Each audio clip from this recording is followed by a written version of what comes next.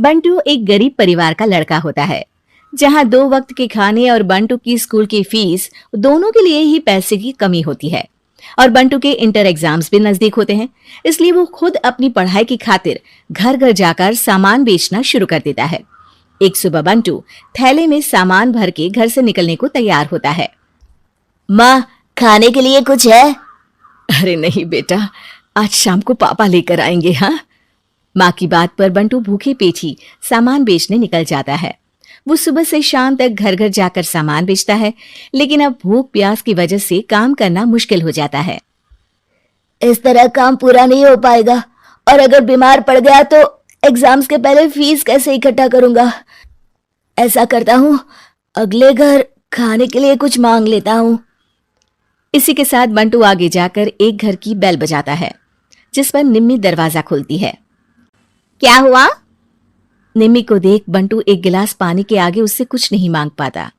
निम्मी उसे दरवाजा पर खड़ा छोड़ घर के अंदर चली जाती है और कुछ देर में एक बड़ा गिलास दूध लेकर बाहर आती है।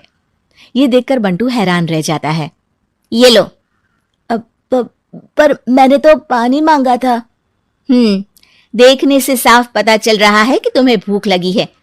इससे तुम्हें आगे काम करने की ताकत मिलेगी बेटा, पी लो। बंटू दूध पी लेता है। इसके लिए मैं आपको क्या दे सकता हूँ? तुम्हें मुझे कुछ देने की जरूरत नहीं है। माँ ने हमेशा सिखाया है कि इंसानियत की कोई कीमत नहीं होती। निम्मी की बात बंटू के दिल में घर कर लेती है। वो वहां से चला तो जाता है, लेकिन ये बात हमेशा के लिए याद रखता है। रात को घर पहुंचकर बंटू पैसों की गिनती शुरू कर देता है।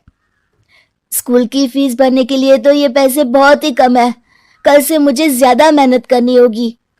अगली सुबह से बंटू फिर एक बार पूरी मेहनत के साथ काम पर लग जाता है। देखते ही देखते कुछ समय बीतता है और अपनी मेहनत से बंटू एग्जाम्स के पहले ही स्कूल फीस भर देता है।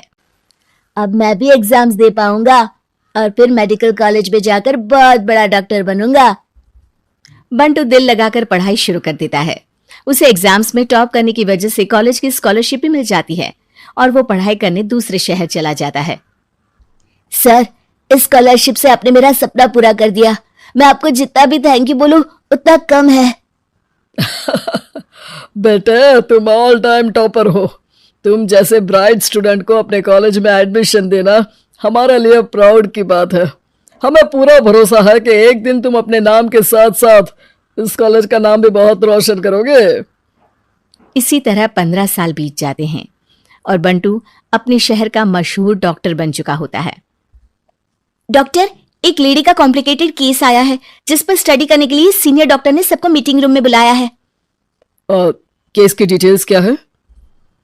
बंटू के पूछने पर नर्स उसे लेडी की सारी डिटेल्स बताती है, जिस पर बंटू उसके शहर का नाम सुनते ही चौंक कर भागता हुआ उसके कमरे में पहुंच जाता है, जहां वो निम्मी को देखते ही पहचान लेता है। उसके पीछे पीछे नर्स भी वहां पहुंच जाती है। नर्स, इनकी सारी रिपोर्ट्स मुझे अभी चाहिए और अब से इनका केस मैं ही हैंडल करूंगा।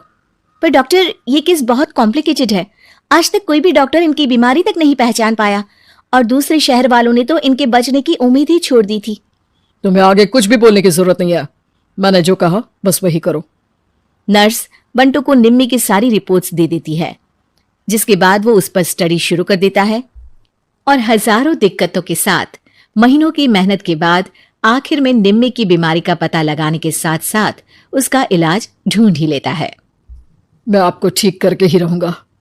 अब बंटू अपने को डॉक्टर्स की मदद से दिन रात एक करके निम्मी के इलाज में जुट जाता है, जिसमें वो कभी दूसरे हॉस्पिटल के स्पेशलिस्ट को, कभी किसी मल्टी स्पेशलिस्ट को बुलाकर निम्मी का चेकअप कराता रहता है। इसी तरह 10 महीनों की मेहनत के बाद आखिरकार निम्मी ठीक हो जाती है, जिसे देख पूरा हॉस्पिटल हैरान रह जाता है। वाह डॉक्टर, आपने तो बिल्कुल नामुमकिन को मुमकिन कर दिखाया। यही तो हम डॉक्टर का काम है। सुनो, इनके डिस्चार्ज के वक्त बिल के फाइनल प्रोसीडिंग से पहले उसे मेरे पास जरूर लेकर आना। कुछ ही हफ्तों में निम्मी के डिस्चार्ज होने का वक्त भी आ जाता है। निम्मी नर्स से बिल के बारे में पूछती है। पेपर सारे तैयार हैं, आप तैयार हो जाइए, तब तक मैं बिल की कॉपी भिजवाती हूँ। नर्स बिल लेकर पहले बंटू के पास जाती है, जिस पर वो बिल देखकर उस पर कुछ लिखता है और नर्स को वापस कर देता है। नर्स उसे निम्मी के पास भेज देती है और बिल हाथ में आते ही निम्मी उसे देखने से पहले ही परेशान हो जाती है। जाने कितने समय से मैं यही हूं।